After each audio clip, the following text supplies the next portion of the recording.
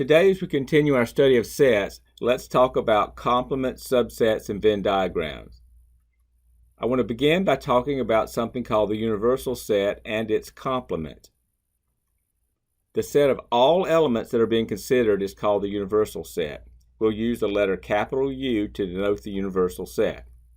For example, if we were doing a survey on the month in which a person was born, then the universal set would be the set containing all 12 months: January, February, March, April, May, June, July, August, September, October, November, December. There are no more months to consider. That would be our universal set from which a particular month would be chosen for a particular person. The complement of a set A, denoted by A with an accent symbol as a superscript, is the set of all elements of the universal set U that are not elements of A. So you can't define the complement of a set until you know what the universal set is. For example, if the set J is a set containing January, June, and July, then the complement of J would be you go up to the universal set and you cross out the elements of J, which would be January, June, and July. They happen to be the months that start with the letter J. And what you're left with is the complement of J. So the set containing J complement is a set containing February, March, April, May, August, September, October, November, December. Let's try this example. Suppose the universal set that we're interested in is the set containing the counting numbers 1, 2, 3, 4, 5, 6, 7, 8, 9, and 10. The set S is the set containing the elements 2, 4, 6, and 7. And the set T is written in set builder notation. It's a set of all x such that x is less than 10 and x is an element of the odd counting numbers. Two things we want to find here. Part A, we want to find S complement. So let's look at S complement first. In order to find the complement of a set, you have to know the universal set. So when we're looking at the complement for the set S, we have to go back up to the universal set and cross out any elements that are in S. And whatever's left is in the complement. So the elements that didn't get crossed out are 1, 3, 5, 8, 9, and 10. So S complement is the set containing the elements 1, 3, 5, 8, 9, and 10. Now let's move to T complement. First of all, I noticed that T was written in set builder notation. So the first thing I would do is write out T explicitly before even thinking about forming the complement. So we need to know what those elements are explicitly. So we're looking for the numbers less than 10 that are inside the universal set. That would be the numbers 1, 2, 3, 4, 5, 6, 7, 8, 9. But we also want those to be counting numbers that are odd. In other words, the numbers that are less than 10 and odd. If you look at the numbers that I have put in the rectangle indicating that they are less than 10, the odd ones are 1, 3, 5, 7, and 9. So written out explicitly, T is simply the set containing the elements 1, 3, 5, 7, and 9. Now you've done all this work, but we only found T. We want to find T complement, so don't forget, you've only found T now. We wrote out T explicitly. T complement is found by going back to the universal set and crossing out every element of T.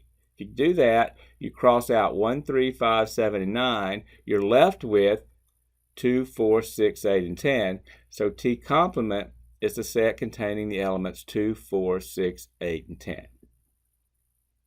Just need to practice. There are two fundamental results concerning the universal set and the empty set. First of all, because the universal set contains all elements under consideration, the complement of the universal set then has to be the empty set. The complement of everything would be nothing. Secondly, the complement of the empty set is a universal set because the empty set has no elements and the universal set contains all the elements. So the complement of nothing is everything. The complement of everything is nothing. The complement of nothing is everything. If we want to do this symbolically, I could write U complement is equal to the empty set. And remember, there are two common symbols for empty set: the circle with the slash through it and the braces with nothing in it. So if I'm looking back at that first result, the complement of the universal set is U complement. It's equal to the empty set. Now, you don't have to write both of those symbols. I'm just writing them both for completeness because you see them both occasionally. You need to know that if you see either one, it means the empty set. The complement of the universal set is the empty set. That's the symbolic way of writing it. And the complement of the empty set, whichever way you write it, either the open circle with a slash through it or the braces with nothing in it, the complement of the empty set is the universal set. And remember that I don't have to write both of those symbols for the empty set. I just write one or the other. I'm writing both for completeness here. Let's talk a little bit about the concept of subsets. Consider the set of letters in the alphabet and the set of vowels, the set containing A, E, I, O, and U. Every element of the set of vowels is an element of the set of letters in the alphabet. Having said that, the set of vowels is called a subset of the set of letters of the alphabet. We'll often find it useful to examine subsets of a given set, so this is an important concept. Formally, a set A is a subset of set B, denoted by, and you see the symbol, it's the set A, and then the symbol is a sort of a sideways U opening to the right with a bar under it. A is a subset of B, if and only if every element of A is also an element of B. Just like I was talking about, the set of vowels is a subset of the set of letters of the alphabet because every vowel is also a letter. Here are two fundamental subset relationships that I want to emphasize. A is a subset of A. In other words, a set is a subset of itself by definition. And the empty set is a subset of A, and this is true for any set A. A set is a subset of itself, and the empty set is a subset of every set. So every set automatically has a subset equal to itself and the empty set. As we've done with other symbols in this course and in previous courses, if you put a slash through a symbol, it typically means not. A is not a subset of B, and look at the symbol. It's the subset symbol with a slash through it. It means that A is not a subset of B. To show that A is not a subset of B, we must find an element of A that's not an element of B. So if you want to show something is not a subset of something else, you have to find an element in that set that's not in the set that you're claiming it's not a subset of. Let's look at this and do some true-false. If I ask you, is this true or false? A set containing 5, 10, 15, and 20 is a subset of the set containing 0, 5, 10, 15, 20, 25, 30. All you have to do is start on the left and element by element look for that same element on the right. So you notice that the 5 inside the left set is in the right set, 10 from the left set is in the right set, 15 from the left set is in the right set, and 20 from the left set is in the right set. That's what you need to show that something's a subset of another set. So that statement is definitely true. How about this? W is a subset of N. Remember, W, the capital W, is the symbol for whole numbers. The whole numbers are the counting numbers with 0 thrown in. So it's the set containing 0, 1, 2, 3, 4, on in that pattern. The natural numbers is the letter N. The natural numbers are the counting numbers. They start with 1. 1, 2, 3, 4, ... which means it continues in that pattern. So you have to look at each element on the left and see if you can find a match on the right. And the very first thing you look at, which is a 0 on the left, does not have a match on the right. That means the statement is false. The whole numbers are not a subset of the natural numbers. How about this? the set containing 2, 4, 6 is a subset of the set containing 2, 4, 6. Now remember, we just talked about this. Every set is a subset of itself. And if you see, by doing the same thing we did for the others, there's a 2 on the left, it appears on the right. There's a 4 on the left, it appears on the right. There's a 6 on the left, it appears on the right. Therefore, it is true. But anytime you see a set compared to itself, a set is always, by definition, a subset of itself.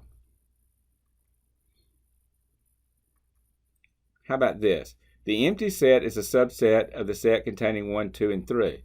Now, if you remember what I said just a few minutes ago, you'll have this immediately, and that was the empty set is a subset of every set. So it doesn't really matter what's on the right. If you've got the empty set with the subset symbol, whatever you put on the right, it's going to be a true statement because the empty set is a subset of every set. That statement, therefore, is true. The English logician John Venn, who lived from 1834 to 1923, developed diagrams which we now call Venn diagrams that can be used to illustrate sets and relationships between sets, and I find them extremely useful, and I think you will too. In a Venn diagram, the universal set is represented by a rectangular region, and the subsets of the universal set are represented by oval or circular regions inside of the rectangle. This Venn diagram in particular shows a universal set U and one of its subsets A. The region outside of the circle but inside of the rectangle is the complement of the set A. So A is the set represented by the circle itself. A complement is represented by the area outside of the circle.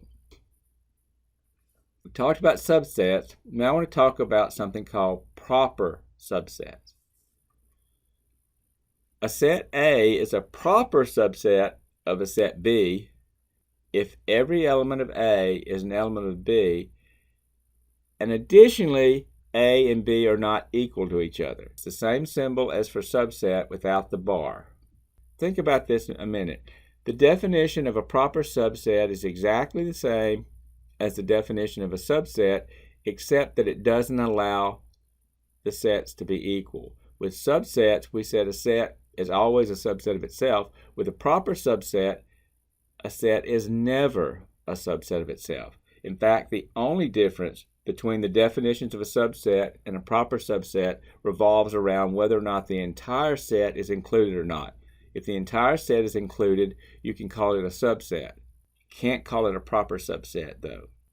Now remember, for a subset, we already know that every set is a subset of itself. If you had the set B, you could say B is a subset of B. You could say that the set containing 2, minus 1, and 7 is a subset of the set containing 2, minus 1, and 7, and on and on.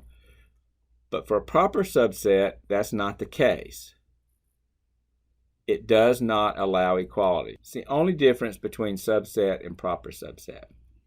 So for instance, whereas above I could say B is a subset of B, B is not a proper subset of B. And above where I said the set containing 2, minus 1, 7 is a subset of the set containing 2, minus 1, and 7, I have to say that the set containing 2, minus 1, and 7 is not a proper subset of the set containing 2, minus 1, and 7.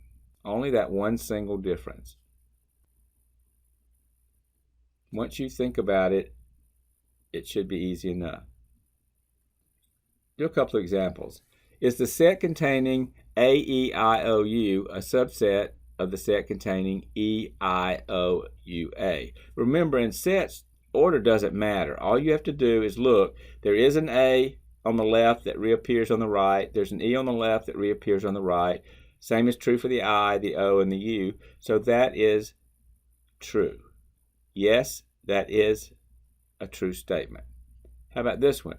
Is the set containing A, E, I, O, U a proper subset of the set containing E, I, O, U, A? Now remember, those are the same two sets. I just changed the symbol. So I know those two sets are equal from my previous work. But for a proper subset, you can't have equality, so that's automatically going to be no. The set on the left is not a proper subset of the set on the right because they're equal in a proper subset, and with proper subsets, that is not allowed. How about this? is capital N a subset of capital I? Remember, capital N is the symbol for natural numbers, so that's the set of counting numbers. Capital I is a set of integers. That includes the counting numbers, but it also includes 0 and the negatives of the counting numbers. So if you look on the left, everything on the left has a counterpart on the right. So yes, the set of natural numbers is a subset of the set of integers. Is the set of natural numbers a proper subset of the set of integers? Well, yes, because there's no equality. You can see that there are elements of integers that are not elements of the counting numbers or the natural numbers. So it is also true. Yes, the set of natural numbers is a proper subset of the set of integers. Let's list every subset of this set. Say we have a capital C set, which maybe C stands for condiments, and the elements are mustard, ketchup, onions, and relish. Starting off with the empty set, because we've already discussed that the empty set is a subset of every set. That's the only subset that doesn't have any elements. Now let's move up to the one element subsets. We'll just take each condiment one at a time and put it in a set. So you start off with mustard, you do ketchup, you do onions, you do relish. That's all the possible subsets with just one element. Now let's move to the two element subsets. Have to have some organized pattern here, so I'm going to start with mustard and match it with every other condiment. So I'll say mustard ketchup, then I'll say mustard onions, then I'll say mustard relish. I've matched mustard with every condiment. Now I'll move over and do the same with ketchup. I've already matched ketchup with mustard, so now I'll move to ketchup with onions and then ketchup with relish. Now I've matched ketchup with every condiment, so I now move to onions. Well, the only condiment I haven't matched onions with is relish, so I match onions with relish. Now let's move to the three element subset. The easiest way to think about this, there are only 4 elements in the whole set, so you'll get a 3-element subset by eliminating a condiment each time. So if I eliminate relish, I get mustard, ketchup, onions. If I eliminate onions, I get mustard, ketchup, relish. If I eliminate ketchup, I get mustard, onions, and relish. And if I eliminate mustard, I get ketchup, onions, and relish. And I claim that the only remaining subset is the 4-element subset consisting of the set itself. In other words, all of them. So how many subsets does that represent? If you count them, you'll find out that a 4-element set has 16 subsets.